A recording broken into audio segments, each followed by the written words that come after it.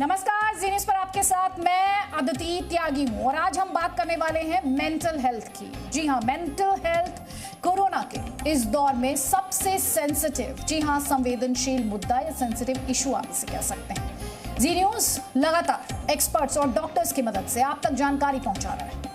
Corona मरीज मानसिक तनाव से गुजर ही रहे हैं, लेकिन आज हम उन लोगों की भी बात करेंगे जिनके लिए कोरोना एक फोबिया, एक डर बन चुका है। घर में किसी का संक्रमित होना या खुद संक्रमित होने का डर इतना गहरा है कि लोग डिप्रेशन में जा रहे हैं, वो डरे हुए हैं। ऐसे भी लोग हैं जो मुश्किल समय में खुद को अकेला महसूस कर रहे हैं, यानी अकेलेपन की समस्या।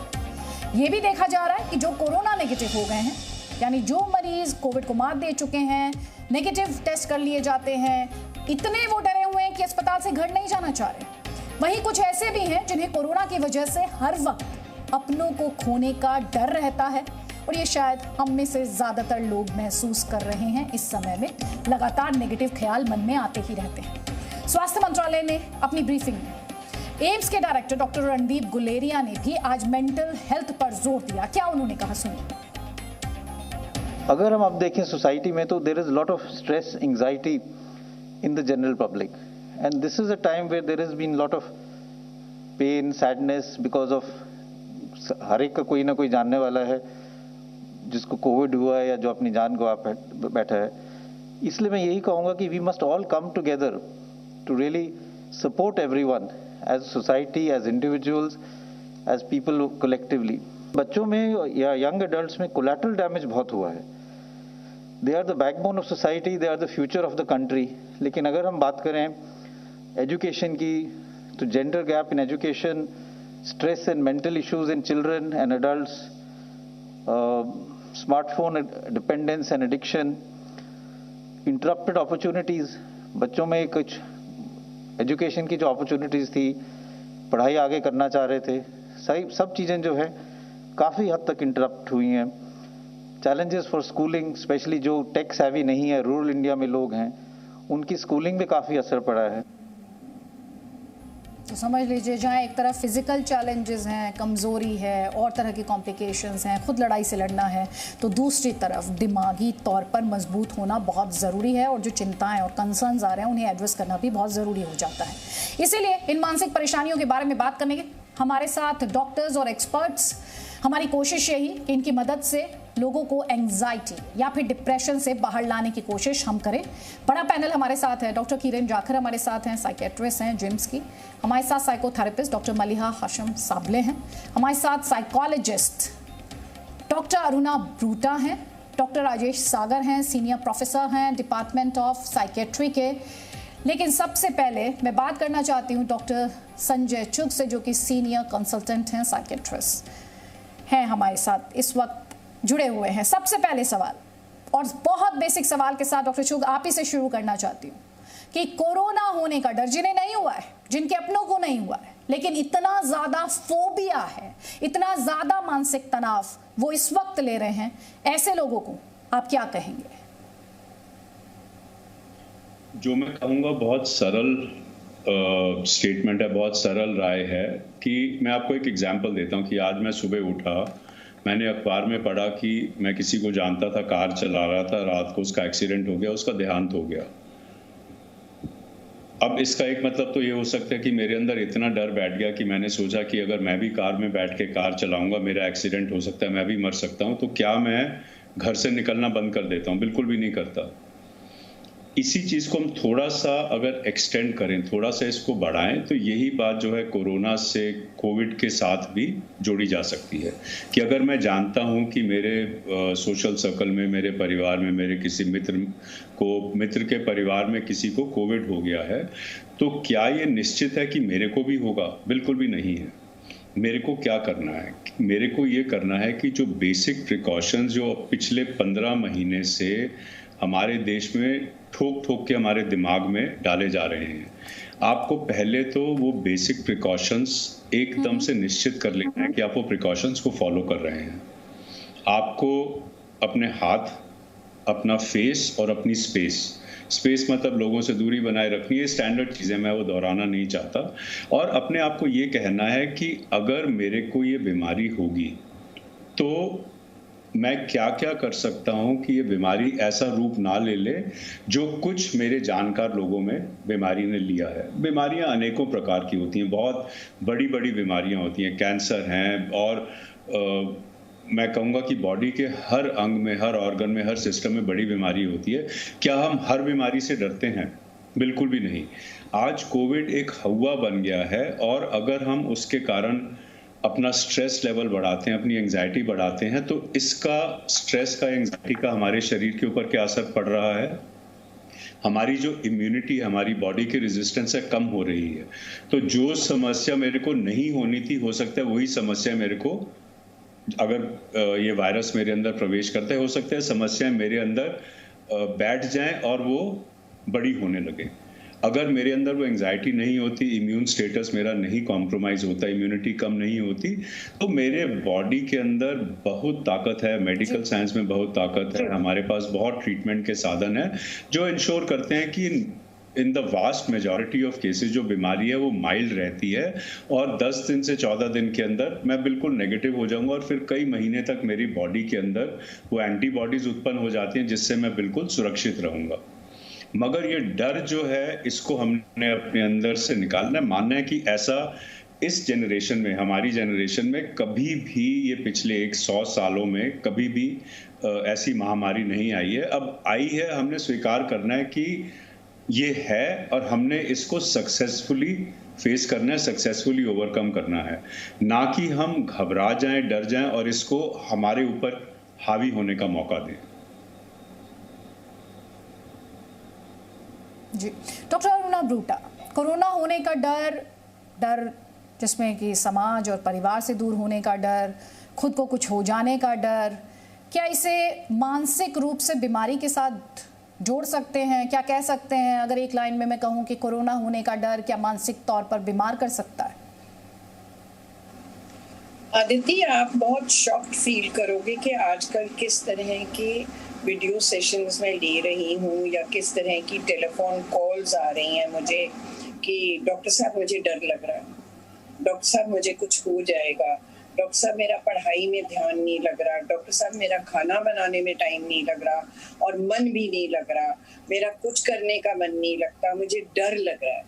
तो मैंने कहा क्या हुआ? दिल की धड़कन बढ़ जाती है, ऐसे लगता है कि दिल मुंह से बाहर निकल जाएगा, टांगें कांप रही हैं और मुझे लगता है कि मेरा ब्लड प्रेशर जो है वो गिर जाएगा। तो मैं पूछती, अच्छा क्या कारण है? मुझे डर लग रहा है, मुझे एंजाइटी हो रही है। क्यों हो रही है? मुझे भी कोरोना हो जाएगा, फिर मेरा क्या होगा? मैं मर जाऊंगी, मम्मी पापा कैसे रहेंगे मेरे बिना, या मैं मर जाऊंगी, मेरे बच्चों का क्या होगा? It's a lot of fear. तो ये जो फियर है, जैसे डॉक्टर संजय चुग कह रहे थे कि डेफिनेटली अगर हम सोचने लगे तो बहुत बड़ी बीमारी है और डेफिनेटली अगर हम अपने को सजेशन देंगे, आप ताज्जुब करेंगी सजेस्टिबिलिटी कितनी ताकतवर होती है। आप अपने को सजेशन देंगे, मुझे हो रहा है, मुझे हो रहा है, मुझे हो रहा है, वो हो या ना हो, आप बिस्तर पकड़ लेंगे। अगर आप ये कह दें कुछ नहीं होने वाला, मैं लड़ लूंगी, मैं अपने सारे रूल्स फॉलो करूंगी, मैं मास्क पहनूंगी, मैं किसी के नजदीक इतना नहीं जाऊंगी, तो आपको कुछ भी नहीं होने वाला। सो ये एक सजेस्टिबिलिटी की वैल्यू है। और डर तो मैं हैरान हो रही हूँ क्यों हो रहा है। बहुत सारे मेडिकल डॉक्टर्स ने हमें कहा है जितनी डेथ्स हुई हैं, जितनी सफरिंग हुई है, इससे कहीं ज्यादा डेथ्स हाइपरटेंशन से होती हैं, हार्ट अटैक से होती हैं, कार्डियक अरेस्ट से होती हैं। सो आई थिंक अगर हम रूल्स को फॉलो करें, न्यूज थोड़ी कम सुने, हर वक्त न्यूज ना सुने, उसको डिवाइड करे टाइम। अभी मैंने कोई और प्रोग्राम देखना है, अभी मैंने न्यूज सुननी है, तो आपका मन बदल जाएगा।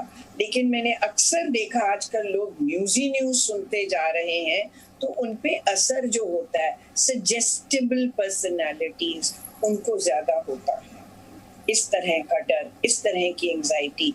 ऑल्सो अगर आप में जो ये सेकंड पॉइंट लाई हूँ, that is predispose personalities towards obsession, towards anxiety, towards fearfulness, a lot of fearfulness, phobic personalities, इनको ज्यादा होने वाली है एंग्जाइटी।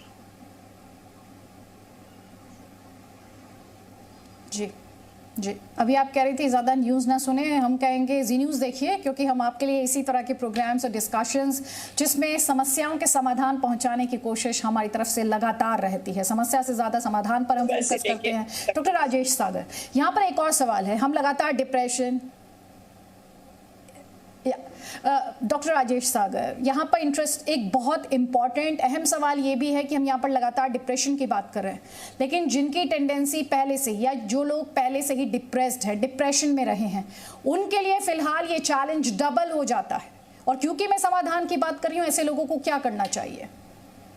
बहुत सही कहा आपने, क्योंकि ये बहुत बड़ा रिस्क फैक्टर है कि जो लोग जो उनको पहले से ही प्री एग्जिस्टिंग हेल्थ प्रॉब्लम्स हैं, इंक्लूडिंग मेंटल हेल्थ प्रॉब्लम्स हैं, वो ज़्यादा वल्नरेबल हैं। और ये मानना ज़रूरी है कि ऐसे व्यक्तियों को उनके सिम्टम्स जो हैं पहले जो थे, जो रेमिशन में थे, रेमिशन का मतलब है जो ठीक हो गए थे, ये देखा गया है कि उनको रिलैप्स हो गया है, उनके सिम्टम फिर से आ गए हैं, या जो पहले से थोड़े से मामूली सिम्टम थे वो बढ़ गए हैं, तो ऐसा भी आया है। लेकिन इसका कारण ये भी है, बहुत समझना जरूरी, क्योंकि ऐसे व्यक्तियों को शुरू में लॉकडाउन के वक्त में काफ़ी टाइम में इनको दवा नहीं मिली थी और कंसल्टेशन नहीं हो पाया था, क्योंकि कई डॉक्टर से, साइकियाट्रिस्ट से वो मिल नहीं पा रहे थे। लेकिन यहाँ बताना बहुत जरूरी है, मैं बताना चाहूँगा सभी को जो जिनको प्री एग्जिस्टिंग प्रॉब्लम है या पहले से साइकियाट्रिक प्रॉब्लम है या पहले से हेल्थ प्रॉब्लम है, भारत सरकार ने अप्रैल एंड में लास्ट ईयर 2020 में टेली मेडिसिन, टेली कंसल्टेशन की गाइडलाइंस जारी की हुई हैं।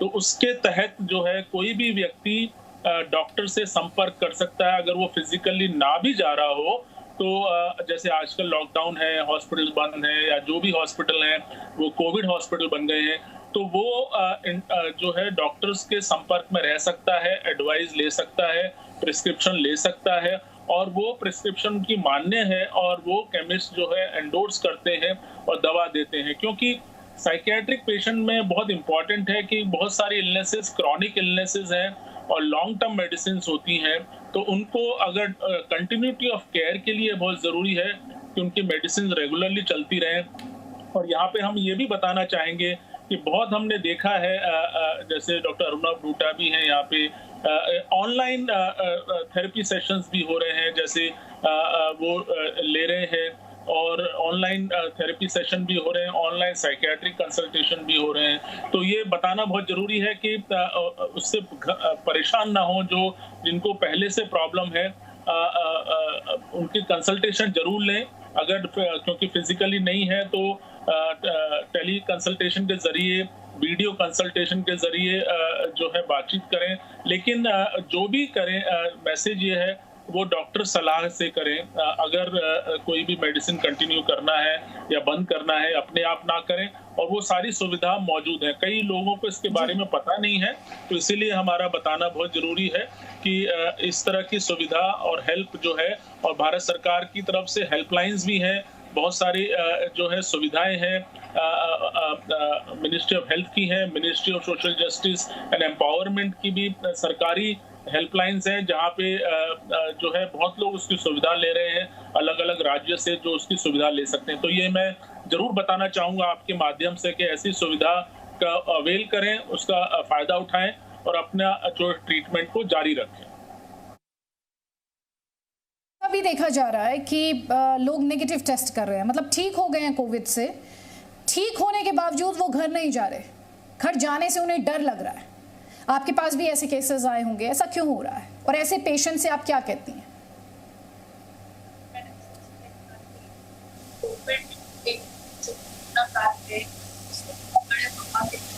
पेश किया सब नेगेटिव खबरों के साथ ही।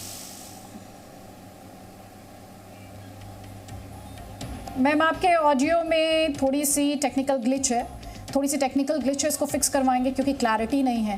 डॉक्टर मलिया, अगर आप इसी सवाल का जवाब दे पाएं कि लोगों के जहन में तरह तरह का डर है कि ठीक हो रहे हैं, कोविड को मात दे रहे हैं, लेकिन फिर भी घर नहीं जाना चाहते, डर लग रहा है उन्हें। जी, तो ऐसे सिचुएशन में मैं यही सलाह दूंगी कि हमें स्टार्टिंग से ध्यान रखना पड़ेगा। जी तो सबसे पहले मैं इसके लिए हम लोग क्या कर सकते हैं, मैं ये कहना चाहूंगी कि जब शुरुआत होती है, जब एक पेशेंट हॉस्पिटल में एडमिट हो जाता है, तभी से हमें ध्यान रखना होगा, उन्हें सलाह देती रहनी होगी कि किस तरीके से वो रिकवर हो रहे हैं, किस तरीके से वो प्रोग्रेस कर रहे हैं, उनको एनकरेज करना होगा टाइम टू टाइम कि वो किस तरीके से मोटिवेटेड रह सकते हैं। ऐसा क्यों हो रहा है, इसके लिए सिर्फ एक आंसर है कि उनका जो मानसिक है, ये बीमारी को लेकर जो हम लोग मेंटल स्ट्रेस कहेंगे, वो बहुत ज्यादा बढ़ रहा है। जैसे कि आम शब्द है टेंशन, ये जो टेंशन है वो बहुत ज्यादा बढ़ रहा है ऐसे पेशेंट्स, और इनको ये डर है कि अगर वो घर गए तो शायद उनके फैमिली मेंबर्स को हो सकता है, या फिर क्या कहेंगे दूसरे लोग, जो लोग सोसाइटी में रहते हैं। कभी-कभी बहुत सारी जो प्रॉब्लम अभी हम डॉक्टर किरण जाखर के ऑडियो के साथ एक्सपीरियंस कर रहे थे, कुछ वैसा ही आपके ऑडियो में भी क्लैरिटी नहीं है। इस सवाल पर मैं वापस आऊंगी, लेकिन डॉक्टर चुग एक बार फिर से एक सवाल ये भी है, क्या लोग ये इस बात पर भी भरोसा नहीं कर पा रहे हैं कि अब वो ठीक हो गए, उन्हें कोरोना नहीं है, वो उसे मात दे चुके हैं? क्या इसे नेगेटिविटी का एक असर कह सकते हैं? क्या है ये? अदिति, अगर आप मेरे को किसी पार्टी में मिले सोशली, आप मेरे पास आए, आपको मालूम है मैं साइकाइट्रिस्ट हूँ, आप मेरे पास आके मेरे से पूछती हैं डॉक्टर चुग एंजाइटी क्या होती है, तो मैं उसकी सबसे सरल जो डेफिनेशन है, सबसे सरल परिभाषा है एंजाइटी की, मैं कहूँगा कि एंजाइटी होती है मीनिंगलेस एंटिसिपेशन। मीनिंगलेस मतलब बेबुनियाद, एंटिसिपेशन मतलब भविष्यवाणी की कहीं ये हो ना जाए। यहाँ पे भी हम मीनिंगलेस एंटिसिपेशन को देख रहे हैं कि बेबुनियादी डर कि अगर मैं अस्पताल से घर गया तो कहीं मेरे को ये ना हो जाए, कहीं मेरे को वो ना हो जाए।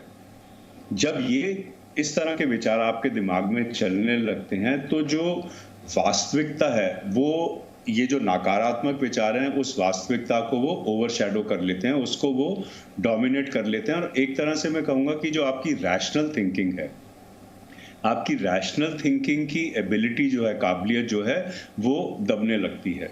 और जब वो दब जाती है तो इलॉजिकल विचार कह लीजिए, इरेशनल विचार कह लीजिए, वो आपके दिमाग में आएंगे ही आएंगे। कहीं मैं ठीक नहीं हुआ, मेरे को ज़बरदस्ती तो घर नहीं भेज रहे, अगर मैं घर गया मेरी इम्यूनिटी कम है, मेरे अंदर वायरस फिर प्रवेश कर जाएगा, फिर वो मल्टीप्लाई करने लगेगा, मेरी बीमारी फिर से बढ़ जाएगी, मेरे फेफड़ों में प्रॉब्लम हो जाएगी, मेरे क्लॉटिंग सिस्टम में प्रॉब्लम हो जाएगी। क्योंकि एक तरह से हवा बन चुका है, एक तरह से हम अपने हाथ में एक मैग्नीफाइंग लेंस लेके चल रहे हैं, एक तरह से हम एक दूरबीन लेके चल रहे हैं, हम दूर की चीज को बहुत पास देख रहे हैं। अगर मैं मैग्नीफाइंग लेंस से, एक कागज है मेरे पास A4 साइज का, आपने उसके ऊपर एक काली बिंदु लगा दी, मैं मैग्नीफाइंग लेंस हाथ में लेके उस बिंदु के पास ऐसे ऐसे करके जाने लगा, जब बहुत करीब आ जाऊंगा मेरे को लगेगा पूरा कागज सफेद नहीं, ये काला कागज है। ये सब हमारी जो सोच की विकृति है वो हमारे को रैशनली नहीं सोचने दे रही, और इसलिए ये डर उत्पन्न हो रहा है। बट सच्चाई ये है कि एक बिल्कुल ही बेसलेस, बिल्कुल मीनिंगलेस, बिल्कुल ही बेबुनियादी ये इमोशन है या भाव है, और उसमें कोई संदेह नहीं है। डॉक्टर किरण जाखर, जो लोग घर नहीं जाना चाह रहे, ठीक हो चुके हैं, उन्हें आप क्या कहती हैं? देखिए मैडम, उन सब के लिए एक ही संदेश है कि कोविड है, पॉजिटिव है, लेकिन जिनकी RT-PCR रिपोर्ट नेगेटिव है, जो कि एक गोल्ड स्टैंडर्ड टेस्ट है, उसके बाद में उनको कई बार उनके मन में ये शंका रहती है, जैसे मैडम ने अभी भी बताया कि आइसोलेशन में रहना है, तो उनके दिमाग में जो ये शंका है, जो शक है कि इसका मतलब अभी आइसोलेशन में और रहना है, तो उन मरीजों को हमें ये समझाना होता है, उनको काउंसिल करना होता है कि आइसोलेशन में रहने का मतलब ये है कि अभी ऐसा नहीं है कि वो RT-PCR नेगेटिव है तो वो दोबारा से ये चीज हो जाएगी। उनको ये समझाना है कि वायरस का लोड बहुत मिनिमल मात्रा में होता है, RT-PCR की भी एक कट ऑफ लेवल होते हैं, तो बेहतर होगा उनके और उनसे जुड़े हुए लोगों के, परिवार के सदस्यों के लिए कि वो आइसोलेशन में रहें। दूसरी जो शंका मरीज के मन में रहती है कि वो नेगेटिव होने के बाद में भी घर नहीं जाना चाहते, उसका कारण यही है क्योंकि पहले वाली वेव में इतनी जो हमारी कोविड की वेव आई थी 2020 में मार्च में जो शुरू हुई भारत में, उसमें इतनी समस्या शुरुआत के दिनों को देख लें तो बेड और ऑक्सीजन जो सबसे इम्पोर्टेंट ट्रीटमेंट डिसाइड किया गया है, जो प्रूव्ड है, उसकी समस्या बहुत ही भयानक रूप से इस बार भारत में देखने को मिली है। अब हमारे साथ में ये समस्या जो सेकेंड वेव है उसमें बहुत ज्यादा भारतवासियों ने झेली है कि बेड नहीं मिल रहा है, आईसीयू नहीं मिल रहा है, वेंटिलेटर नहीं मिल रहा है, ऑक्सीजन की प्रॉब्लम है, ऑक्सीजन की कालाबाजारी हो रही है। उस केस में मरीजों के बीच में, उनके रिश्तेदारों, परिवार के सदस्यों के बीच में एक बहुत बड़ा डर है कि अगर दोबारा से हो गया या मरीज की तबीयत खराब हो गई तो उस कंडीशन में क्या वो उनको दोबारा बेड मिलेगा? एक बार बड़ी मुश्किल से मिल पाया है, दोबारा क्या ये कर पाएंगे? उस स्थिति में हम अपने अस्पताल में सभी मरीजों जो भी इस तरीके की संख्या से जूझ रहे होते हैं, हम उन्हें टेली साइकेट्री की तरफ से कॉल करके उनको ये बात उनके मन में को विश्वास दिलाते हैं कि सर अगर आप एक बार हमारे यहाँ एडमिट हो गए हैं और आरटीपीसीआर नेगेटिव हैं और सिम्टम फ्री हैं, एसिम्टोमेटिक है, मतलब आपको कोई भी समस्या इस तरह नहीं है कि बुखार आ रहा है, SpO2 जो कि ऑक्सीजन की मात्रा होती है शरीर में वो पूर्ण है, 97, 98%, 95% तक है, तो ऐसे चिंता की जरूरत नहीं है। बट अगर ऐसी कोई स्थिति उत्पन्न होती है तो उस कंडीशन में आप जो डिस्चार्ज स्लिप दी जाती है उसको लेके आइए और आपको बेड की कोई समस्या नहीं होगी। ये चीज जब हम समझाते हैं मरीज को तो ऐसा नहीं है कि मरीज समझता नहीं है, वो बस भ्रमित है, डरा हुआ है, उसका वो डर निकाल दीजिए, वो करता है, हम हमेशा से करते हैं। जी डॉक्टर ब्रूटा, आप थोड़ी देर पहले बता रही थी कि वीडियो सेशंस आप ले रही हैं, काउंसलिंग। जब इस तरह का डर, इस तरह का खौफ, इस तरह की समस्याएं होती है तो अक्सर रात को नींद की समस्या आ जाती है। कुछ ऐसी टेक्निक्स हो सकती हैं, कुछ ऐसे तरीके हो सकते हैं कि इस नींद की समस्या से निजात पाई जा सके, क्योंकि बार बार इस बात को दोहरा रहे हैं कि प्रॉब्लम तो हम बता ही रहे हैं, क्योंकि ताकि दर्शक हमारे कनेक्ट कर सके कि कहीं उनको तो ये प्रॉब्लम नहीं है, लेकिन समाधान क्या है? सबसे बड़ा खौफ जो है, और फिर मैं समाधान आपको बताऊंगी कि जैसे प्रोफेसर सागर से आपने कहा कि आईसीयू सिंड्रोम क्या है, तो आईसीयू सिंड्रोम और जो अभी आप न्यूक्लियर फैमिली कह रही थी, आप मिला के देखो कि कहाँ से पैदा हो रहा है एक डर या फियर है या हाय मेरे को क्या होने वाला है। ठीक है, आप आसपास वही लोग देख रहे हैं जो क्रिटिकल हैं आईसीयू में, या आप न्यूक्लियर फैमिली में एक आदमी मेंबर को हुआ, वो चल बसा, क्या होगा। बात ये है जहां भी आइसोलेशन की बात आती है, आप मिल नहीं सकते आईसीयू में किसी को, कोई रिश्तेदार नहीं आ सकता, आप कोविड वार्ड्स में नहीं जा सकते, तो बहुत सेंस ऑफ इनसिक्योरिटी होती है, चाहे आप जॉइंट फैमिली में है, चाहे आप न्यूक्लियर फैमिली में है। डॉक्टर किरण Jakhar, doctor Maliha, doctor Aruna ब्रूटा, doctor Sanjay चोक, डॉक्टर राजेश सागर, आपका बहुत बहुत शुक्रिया। Presenting B News app, available on Google Play and App Store. Download it now.